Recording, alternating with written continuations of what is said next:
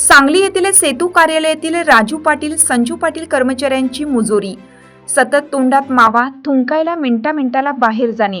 आज दिलेले ॲफिडेव्हिट 2 दिवसांनी देणे. 2 दिवसानंतर सहीच झाली नाही, सापडत नाही अशी उत्तरे. तोंडाची दुर्गंधी. संबंधित सेतू कार्यालयाचा ठेकेदार यात लक्ष देईल का? हिरकणी न्यूज करिता राजू पाटील, सांगली.